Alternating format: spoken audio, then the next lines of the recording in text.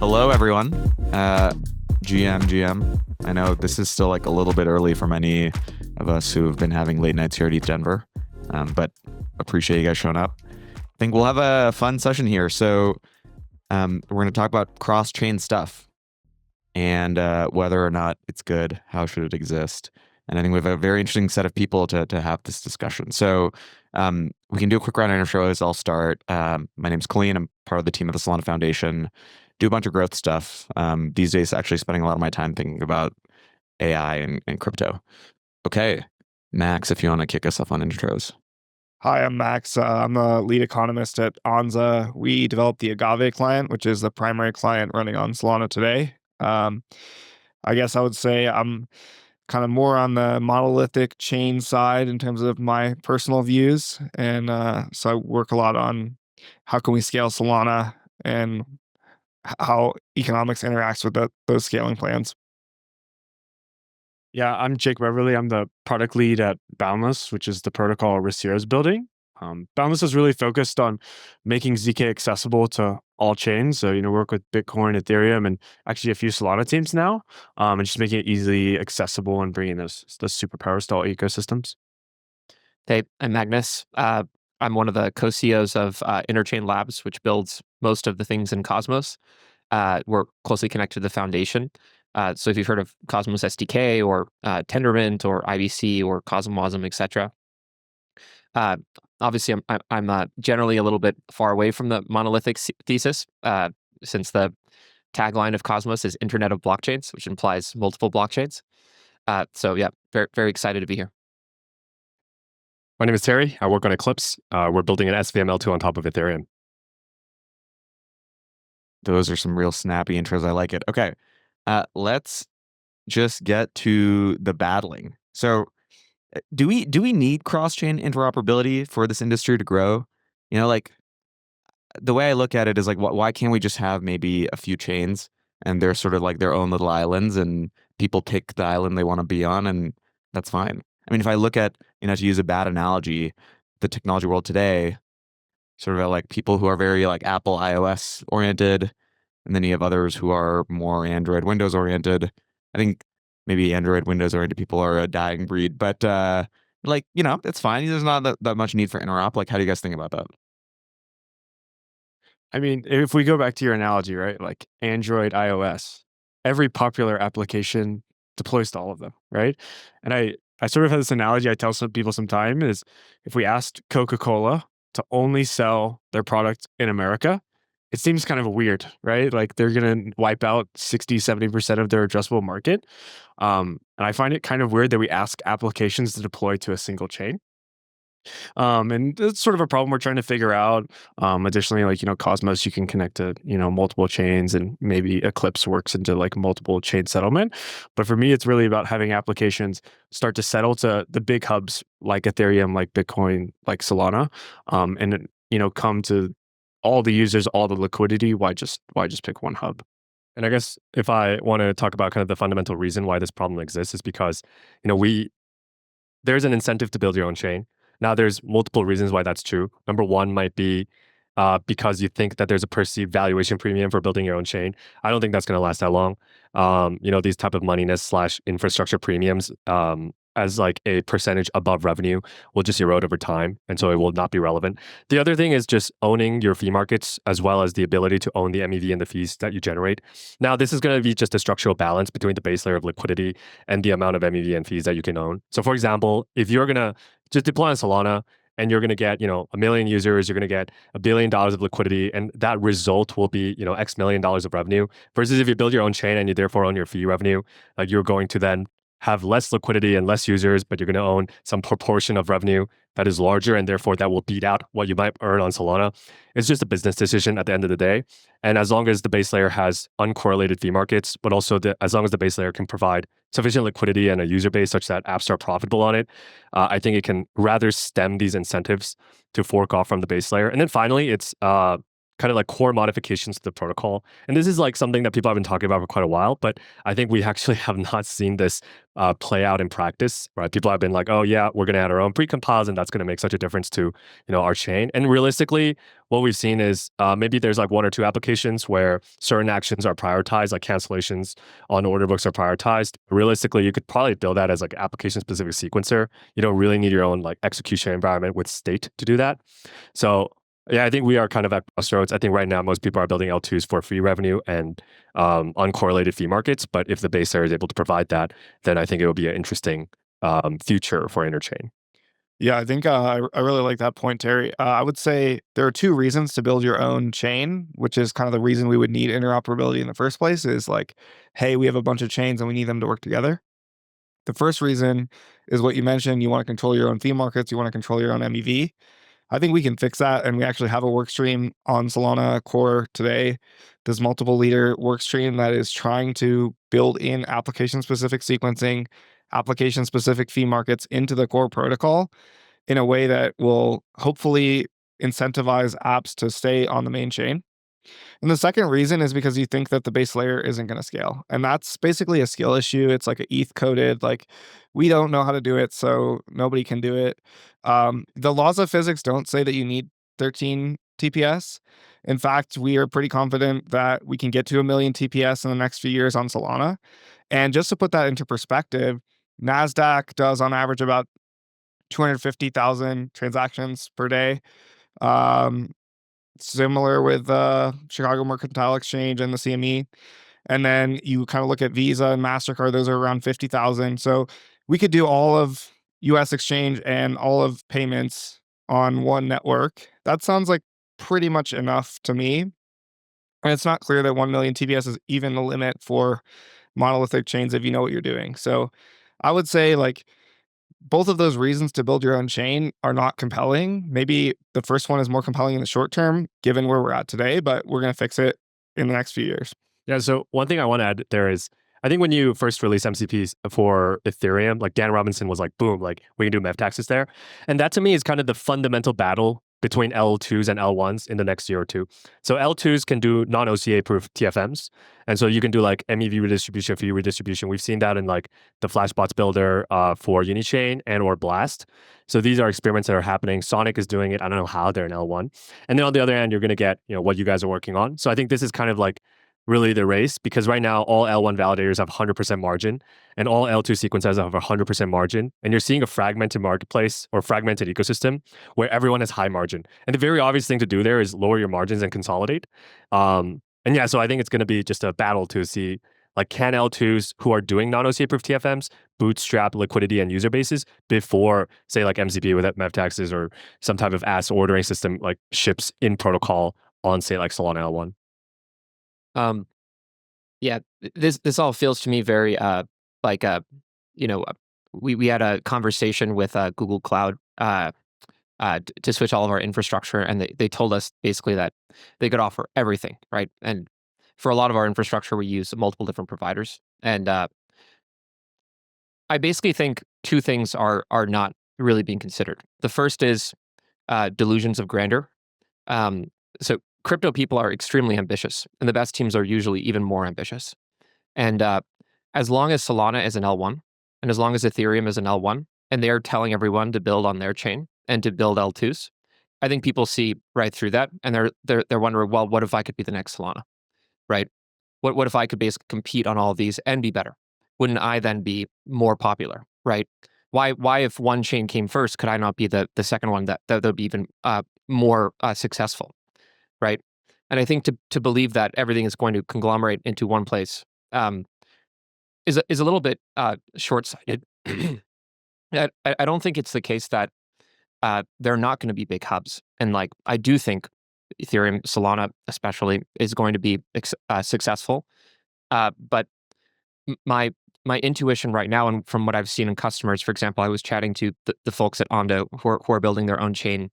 They mentioned that they actually were not able to deploy on a different L1 because their asset issuers demanded that they run the entire validators and consensus, only possible in an L1 for their own chain because they needed to trust it.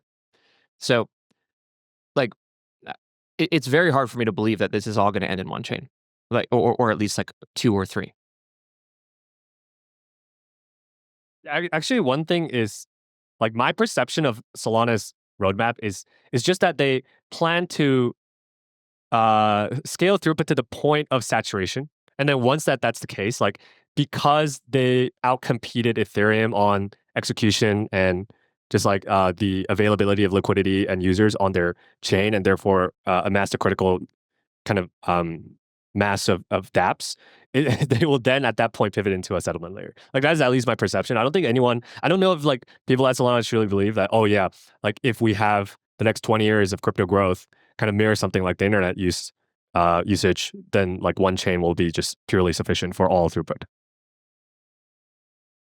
I think there's also the wealth effect question, right? Which is a lot of people right now are seeking a financial return in crypto. I believe this is one of the main things that people are here for. And I see this sort of constantly, which is when things play out, right? And people believe that the play is over. I hate this personally. But I do think it drives a lot of people, right, who are coming in seeing, oh, this is something that everyone else got rich off of. Like, what about this, right?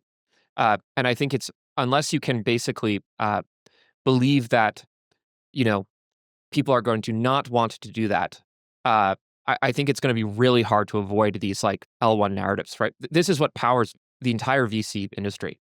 Is, I don't want to invest in Google stock right now. I want to invest in something that is just getting started and could be the next Google. But this is kind of like an extrapolation of the current state of things into the future, right? Like even now we're seeing these incredible compressions in infrastructure valuations that don't support the revenue that they're generating. And ultimately at the end of the day, like look at how many L1s have launched in the past 2 weeks, right? I think maybe like 5 or 6 L1s have launched in the past 2 weeks. And that used to be the case for L2s. And then people stopped launching L2s once people realized, oh shit, like people are not going to value L2s. Parachain and Story Protocol.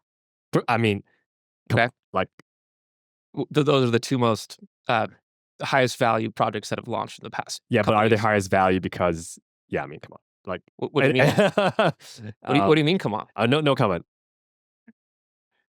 I think like this is an interesting point. I don't know if the point you're making is a justification for interop. It's like founders have egos and therefore they will launch chains and then we need to put them together. It's like, no, like they can launch their chain and it can fail and they can have their ego taken down to earth. We don't need to build the entire system so that we can hook up to their chain and it still will fail because nobody wants to bridge over or use any interop there.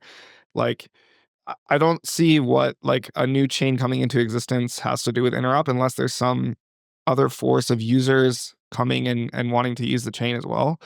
And if that happens and we end up with 10 different chains all doing 10% of the network traffic for all of crypto, then I guess we'll see that and we'll need to do interop. But that doesn't seem to be what's going on today. And it kind of looks like a winner take all system developing where, one chain is going to have 70% of the traffic, the next chain 20%, and 10% for the rest of the chains after that. Yeah, well, this one question really launched quite the discussion. Just to, I think I want to shift the discussion slightly. So, Jacob, actually, you had mentioned earlier that, like, well, if you're a business, you're Coca-Cola, obviously you launch in every market. And that seems reasonable to me. That's like an economically rational thing to do. Kind of to what Max was saying, that is not necessarily an argument for interop in my mind. That's just an argument that you should clone whatever business dApp you have onto the places where there's activity. And then there's a question around like, what does the distribution of activity across those places look like? Is it like 10, 10, 10 across 10 institutions or L1s or L2s or whatever? Or is it, some kind of like much more power law scale where there's one thing that is 70% and then everything else is like far fewer things? So I think that's a very interesting discussion. I want to put a pin on it temporarily. And let's say for the sake of argument that there will be at least, just to pick a number out of a hat, like 6+ or 5+ islands that exist that have meaningful activity. Maybe it's like evenly distributed, 20% each. What makes interop across these things hard? Like, let's say we lived in that world, interop was something that we wanted. What makes that hard? Is it like a UX thing? Is it security? Is it something else? Users like are too confused and don't know how to do it. especially given this seems like a thing that has been worked on, at least in the EVM ecosystem, for a while now. And the results, don't seem particularly fruitful thus far. Maybe that just means that like we need more time, or maybe there's something fundamental here. I'm curious for people's take on this. What makes this so hard? Maybe we could start with some problems that have been solved in the past like year or two, in my opinion. One is like wallet UX. I think if you're using one of the top wallets like Phantom or Rabi right now, you can't tell if you're using another chain. They've really abstracted that away, and that's been a huge unlock going from, Solana to Ethereum or a Cosmos chain. Oh yeah. Let me wait. I just want to, as someone who uses Phantom across a few different chains, but mostly Solana, like it's good in that the UX is like great. I click a drop down and I pick, and it's like feels the same, and I hit the same buttons. But it's not so good in that like if I want to trade into, like, I have a bunch of wealth on Solana and I want to trade into something on Base, like that seems like not a thing that I can do very easily today. Yeah. I disagree like a little bit. I mean, at least with Rabi, that's the one I main use right now, is like it does auto detect chains and whatnot. And I think as long as you're not like a whale, like you're not setting more than, 50K from chain to chain, if you use an intense-based protocol like across, I mean, your order gets fulfilled in less than a second. So it is easy to bounce around from chain to chain versus if you were trying to bridge a year and a half ago, like absolute war zone, trying to get from Solana to an L2. Bridge infrastructure has gotten better. Across liquidity has gotten better. But what hasn't gotten better is like there's no unified single interface for dApps that you can use from a multi-chain chain abstracted perspective. If you try to use Uniswap today with MetaMask, it is quite difficult. Like you have USDC on 10 chains, you have to pick which USDC that you're trading in and out of. It's quite annoying. So I think it is a UX innovation problem on one side. But then on the other side, of course, there's security. Like if you ingest tokens that are bridged over from another chain, or if you just ingest their state, then that is a trust assumption on like the validity of that state. And if it rolls back, then that causes problems for you. So I mean, this is why I think between the largest clusters, we'll probably see more like BD type of deals, kind of like ag layer type of deals, which is like, hey, I'll fast ag on you. So I trust your state root, you give it to me, or I trust the validity of the ZK proof that you're sending over, and then therefore I can do some type of fast async interop on you. And I think that's most likely what it'll look like between these big clusters. I don't think we'll get like trustless, synchronous, multi-chain calls that are absolved on that front end. Yeah, I guess to like frame that in another perspective, like whatever security guarantee you want, if you have 10 chains interoperating, the system has to wait for the slowest chain to achieve that specific security guarantee. And so if you want to work with like something slow as shit like Ethereum, then you have to wait for Ethereum finality.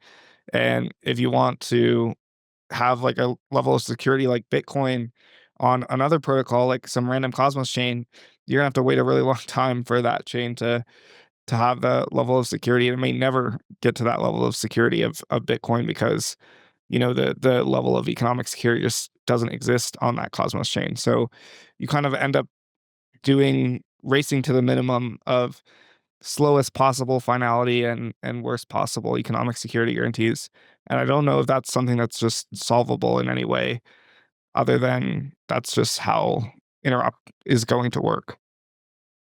It's pretty bleak. Um, I mean, I take a slightly more optimistic take. So I guess, first of all, I'm very excited about Solana. I just want to put that out there. And I think one of the things that I think Solana could focus on, to actually be more successful than just constantly becoming faster and bigger and faster and bigger, is to have an incredibly good interop story with everywhere else, because it builds for a future, or at least hedges against a future, where people want to essentially route their execution, especially for high value transactions like DeFi, to a place where all the liquidity is concentrated, and then route back out, right? Which is actually in some ways the best of many worlds. Right now, that is not the case, right? As Max was saying, it's very slow. It's oftentimes insecure, and it's very extractive, right? Like we have financialized interop at this point in time, and so it's not like making an HTTP call. It's like paying Wise for a cross-chain transfer to a Nigerian bank, and then they take whatever percent. I think I mean I will plug IBC here. as sort of, I think, the one silver lining among the interop solutions that is pretty good. So one of the things that we've done in Cosmos is we've worked for about 3 or 4 years on IBC Eureka, which is a version of IBC that extends to any smart contract platform. We're building out our Solana integration now. And we've also built around it a fast transfer protocol, right? So that you can settle within 10 to 30 seconds between these chains, which is not fast enough, but it is still extremely faster than I think what we expected. And I think as that happens, as we approach, it's sort of hard to talk about all this when the time to actually do interop is this long. But as we approach something that feels okay to users, I think things will meaningfully change, right? And I actually think that world is a lot better than the world that we're in right now. I think we'll start to see a lot more specialization of different zones. So I could imagine Solana, for example, being a liquidity zone where there's a ton of liquidity, and things that can happen locally will, and things that need to branch out will, and it won't affect the user so much. And I think we'll actually concentrate the power of the individual zone in its specialization. But we just haven't been able to see this yet. Like, I don't think it's possible.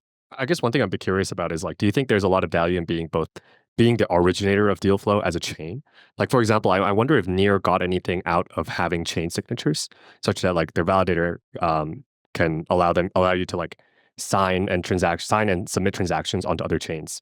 But I don't know what value that gives to Near, right? Because you're not the destination of the order flow, and then the order flow is owned probably by like the wallet. So like you don't necessarily get to have any value flow in the structure of the transaction. So is it kind of like what is the incentive, for example, for Solana to become like the originator of order flow, but not somewhere that order flow settles to, or like is a destination? I think it should settle. So I guess if it's like, let's say it's like a cross-chain swapping transaction, right? So to your point before, or to someone's point, I want to swap, OP on Optimism to ETH on Base.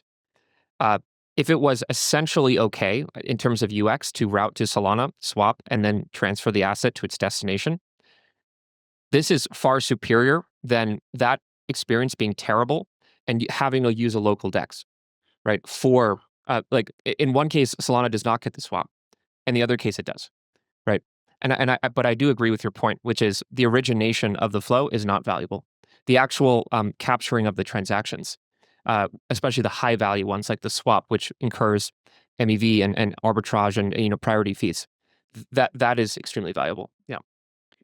Well, then I guess like in your, I guess I'd be just curious is like if the prescription is like, oh, Solana should work on interoperating with other chains. I guess right now it kind of like owns end to end the order flow origination as well as the settlement. So like if it were to then like, I wonder if the incremental, marginal, better price execution for users from better routing across cross-domain is just better, is like worth it considering the potential loss of revenue that you get from doing this. From just like as a strategic perspective, from like a monolithic L1 that has liquidity and has user flow today.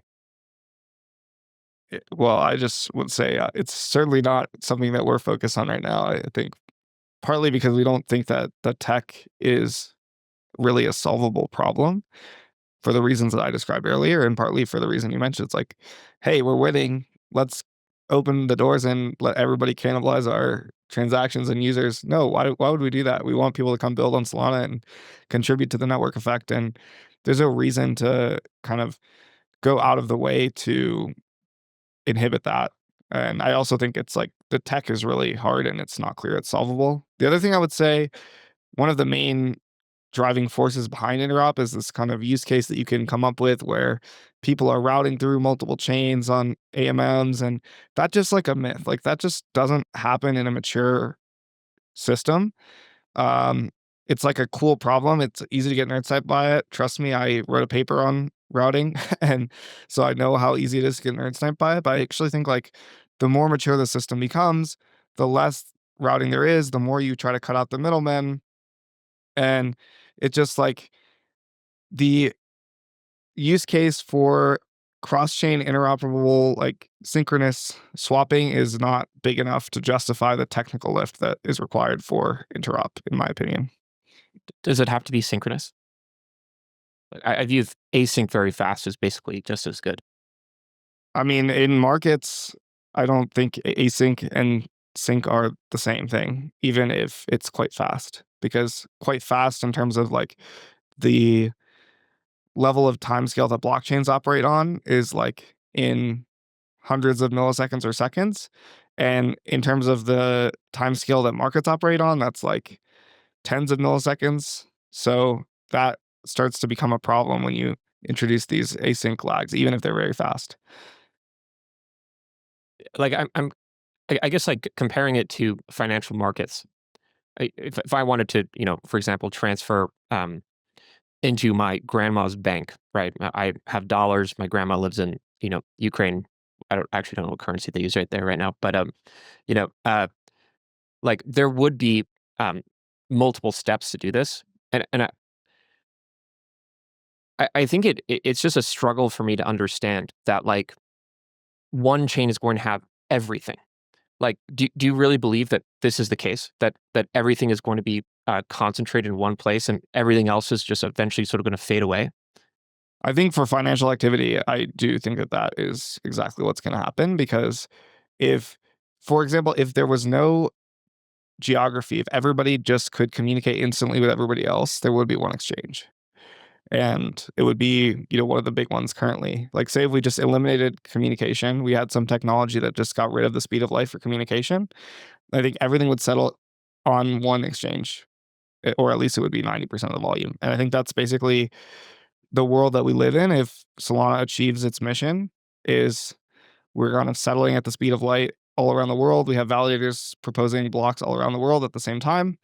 And there's no room for a second best there because you want access to global liquidity, you come to Solana. And if you don't, then you can go build on some other chain. Monopolist mindset. Play to win. Okay, we've got only a few minutes left. I do want to give everyone a chance to give any hot takes that they have that they've not yet communicated. I feel like we've got a couple already slid in here, but if there's something you really want to get off your chest, now's your chance. I think my hot take is the worst thing that could happen for the Ethereum L2 ecosystem is like somebody actually ships interop and then you realize like it didn't actually help because the idea was kind of flawed to begin with. And so I hope that they don't ship it and they keep talking about it on Twitter because that'll be better for the narrative.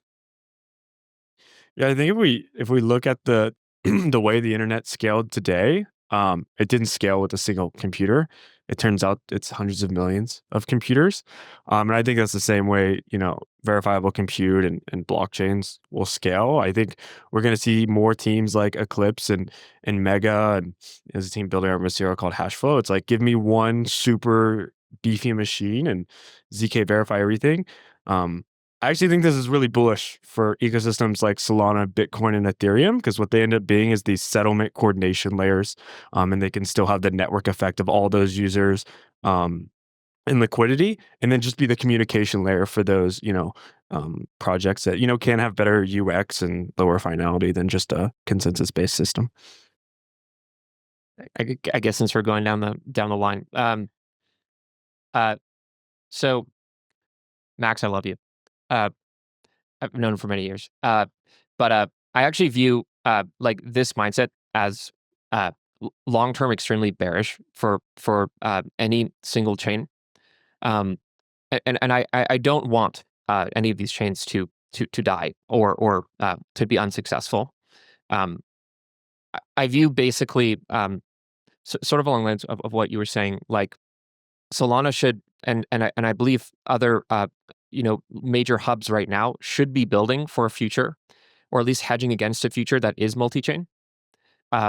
Because I honestly think that if you try to basically monopolize everything into one place, you are just going to either win at that and attract more people to try to break up your monopoly, and eventually, I think, be just ground down to zero, or you're going to specialize in a way where you can or if you try to specialize in a way where you essentially become the best at one thing, even in a multi-chain world, you can keep a very consistent advantage.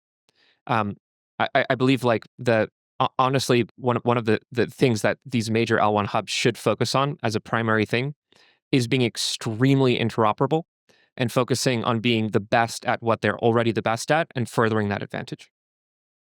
I think there's definitely network effects to deep liquidity, like depth in the order book for sure. But I don't see any reason why like Solana has to win in that regard. It could be on Hyperliquid. It could be on anything. And I think there's definitely precedent in liquidity flowing out of an entrenched ecosystem into one that's new. And I think if Solana wants to compete in that dimension, it also needs to be aware of the fact that there are many, many different incumbents that or new players that want to attack that position and win that position for the future. And yeah, and right now, like most price discovery is happening on centralized exchanges. I personally, I don't know if just censorship resistance enough. Short-term censorship resistance is enough to justify the fact that I would move to somewhere with higher latency and more spreads and like cost to submit orders versus if I'm like some VIP on an exchange. So right now, like that is an interesting question for Solana and an interesting opportunity for new entrants. All right. Thank you, everyone. Hopefully, folks got to enrich their perspective on interop stuff in one way or the other through this conversation.